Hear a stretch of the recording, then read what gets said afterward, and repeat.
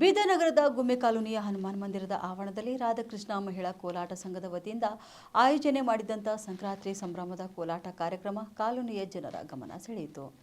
ಸಂಕ್ರಾಂತಿ ಹಬ್ಬದ ಅಂಗವಾಗಿ ಮಹಿಳೆಯರು ಮತ್ತು ಮಕ್ಕಳು ಆಕರ್ಷಕ ರಂಗೋಲಿ ಬಿಡಿಸಿ ಕಬ್ಬು, ಮಡಿಕೆ ಹಾಗೂ ಹಬ್ಬದ ಸಾಂಪ್ರದಾಯಿಕ ಸಜ್ಜಿಕೆಯಿಂದ ಮಂದಿರದ ಆವರಣವನ್ನು ಸಿಂಗರಿಸಿದರು. ಇರ್ಕಲ್ ಸೀರೆಯಲ್ಲಿ ಸಜ್ಜುಗೊಂಡ ಮಹಿಳೆಯರು ಪಾರಂಪರಿಕ ಕೋಲಾಟ ಪ್ರದರ್ಶನ ನೀಡಿದ್ದು ಜನಪದ ಕಲೆ ಮತ್ತು ಸಂಸ್ಕೃತಿಯ ವೈಭವಕ್ಕೆ ಸಾಕ್ಷಿಯಾಯಿತು. ಗಣೇಶನ ಸ್ತುತಿ ಮತ್ತು ಪ್ರಾರ್ಥನೆಯೊಂದಿಗೆ ಆರಂಭವಾದ ಕೋಲಾಟ ಕಾರ್ಯಕ್ರಮದಲ್ಲಿ ಜನಪದ ಗಾಯನ, ಹಾರ್ಮೋನಿಯಂ ಹಾಗೂ ತಬಲಾ ಸಾಥ್ ಕಾರ್ಯಕ್ರಮಕ್ಕೆ ಇನ್ನಷ್ಟು ಮೆರುಗು ನೀಡಿತು. ಸಂಕ್ರಾಂತಿ ಹಬ್ಬವನ್ನು ಸಡಗರ ಮತ್ತು ಸಂಭ್ರಮದಿಂದ ಆಚರಿಸುವ ಮೂಲಕ ಪಾರಂಪರಿಕ ಕಲೆಗಳನ್ನು ಉಳಿಸಿ ಬೆಳೆಸುವ ಸಂದೇಶವನ್ನು ಈ ಕಾರ್ಯಕ್ರಮ ಸಾರಿತು.